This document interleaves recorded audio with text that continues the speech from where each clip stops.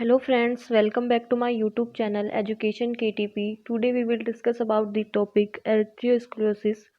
So in this video we discuss about the topic definitions, major risk factor of arteriosclerosis, symptoms, उसके बाद उसका diagnosis, treatment and prevention of arteriosclerosis. So now we start definition. A disease of the arteries characterized by the deposition of fatty material जिसको plaque बोलते हैं on their inner wall. मतलब कि ये एक आर्टरी की डिजीज़ होती है जो फैटी मटेरियल जो उसकी इनर वॉल में डिपोजिशन की वजह से होती है, जिससे जो आर्टरी है वो नैरो हो जाती है और उससे जो ब्लड है वो प्रॉपरली फ्लो नहीं हो पाता, जिसकी वजह से पेन वगैरह होता है। इसके अंदर क्या होता है कि जो आर्टरी की इनर वॉल होती है इंटीमा, उसके अंदर प्लाक जम जाता है। यहाँ पे ये इस डायग्राम में शो किया गया है, ये कोलेजन है जमा हुआ है जिसकी वजह से ब्लड है वो प्रॉपरली, मतलब उसका जो पाथ है उसको ठीक से वो पूरा नहीं मिल पा रहा, उसके अंदर वो नैरोइंग हो गई। एर्थ्रोजेनेसिस कैन बी डिवाइडेड इनटू 5 की स्टेप विच आर, मतलब कि जो एर्थ्रोजेनेसिस है या फिर अपन बोल सकते हैं कि इसकी जो पैथोजेनेसिस है वो 5 की स्टेप में डिवाइड किया गया है। इसके अंदर फर्स्ट है एंडोथेलियल डिसफंक्शन होगा, सेकंड है फॉर्मेशन ऑफ लिपिड लेयर और fatty streak within the intima. और इंटीमा मतलब कि जो मेन अपन को पहले तो ये पता होना चाहिए, जो आर्टरी है उसके अंदर 3 वॉल्स होते हैं। जो आउटर मोस्ट होती है वो होती है ट्यूनिका एक्सटर्ना, जो मिड में होती है ट्यूनिका मीडिया, और जो सबसे इनर वाली जो वॉल होती है उसको बोलते हैं ट्यूनिका इंटीमा।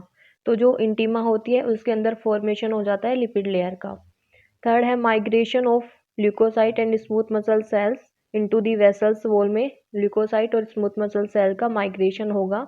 फोर्थ है फोम सेल फॉर्मेशन, जो फोम सेल है उसका फॉर्मेशन होता है। 5 है degradation of extra cellular matrix का डिग्रेडेशन होता है।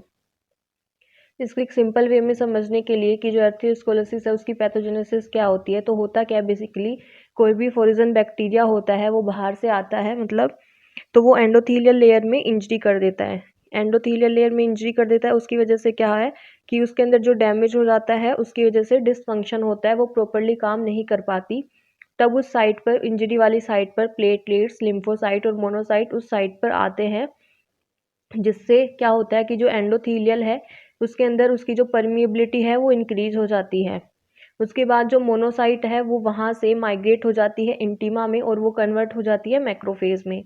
इसके साथ ही जो कोलेस्ट्रॉल होता है वो माइग्रेट करता है इंटीमा में और उसका ऑक्सीडेशन हो जाता है, जिससे एल्डिहाइड बनता है, जिसको जो मैक्रोफेज है वो खा लेती है, मतलब इनगल्फ कर लेती है, जिससे फोम सेल का फॉर्मेशन होता है। उसके अलावा जो फोम सेल का मतलब फॉर्मेशन हो गया, उसके अलावा जो सेल्स होते हैं वो साइटोकाइन और इंटरल्यूकिन रिलीज करती है, जिससे स्मूथ मसल सेल्स की संख्या इंक्रीज हो जाती है। और उसके साथ ही कोलेजन जो और एक्स्ट्रा सेलुलर मैट्रिक्स है उससे जो एक इरिथ्रोमा मतलब प्लाक बन जाता है। तो बेसिकली ये रिएक्शन होती है, मतलब ये इसका पैथोजेनेसिस है। तो नेक्स्ट अपन देखते हैं कि मेजर रिस्क फैक्टर क्या होते हैं, कि जो एर्थ्रोस्क्लेरोसिस है उसके अंदर मेजर रिस्क फैक्टर क्या है। फर्स्ट है नॉन मॉडिफाइबल और सेकंड है मॉडिफाइबल।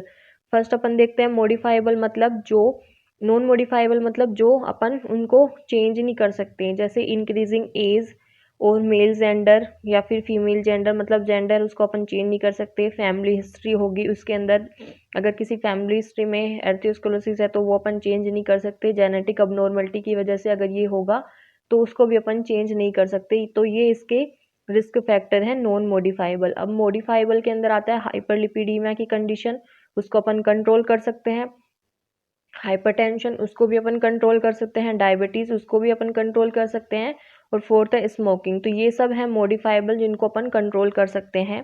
नेक्स्ट अपन देखते हैं इसके सिम्टम्स, कि इसके सिम्टम्स क्या होते हैं। तो इसके सिम्टम्स में कि जो भी पेशेंट है उसको एर्थ्रोस्क्लेरोसिस है वो क्या फील करता है, उसको क्या अनुभव होता है, तो ये सिम्टम्स है उसको। तो फर्स्ट है चेस्ट पेन होगा, मतलब एंजाइना वाली condition. Second shortness of breathe.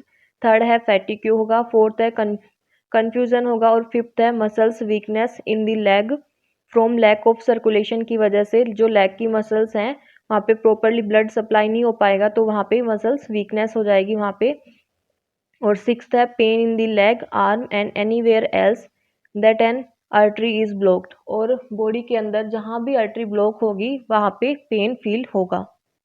So next अब देखते हैं डायग्नोसिस। किसके डायग्नोसिस के लिए अपन क्या करेंगे? तो फॉर डायग्नोसिस इलेक्ट्रोकार्डियोग्राम ईसीजी की जाती है, सेकंड है स्ट्रेस टेस्ट, थर्ड है कोरोनरी एंजियोग्राफी, फोर्थ है ब्लड टेस्ट किया जाएगा, और फाइव है चेस्ट एक्सरे किया जाएगा, सिक्स है 2D इको, और सेवन्थ है कार्डिक कैथेटराइजेशन होगा, और एट्थ है डोपलर अल्ट्रासाउंड। तो ये सब टेक्निक है जिसके द्वारा डायग्नोसिस किया जाता है एर्थ्रोस्क्लेरोसिस का।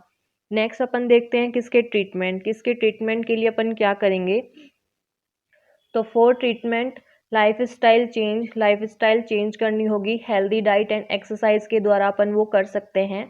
मेडिकेशन और surgical procedure like angioplasty, stent placement, bypass surgery और फिब्रिनोलाइटिक थेरेपी के द्वारा, ये जो सर्जिकल प्रोसीजर है इसके द्वारा अपन एर्थ्रोस्क्लेरोसिस है उसको ट्रीट कर सकते हैं।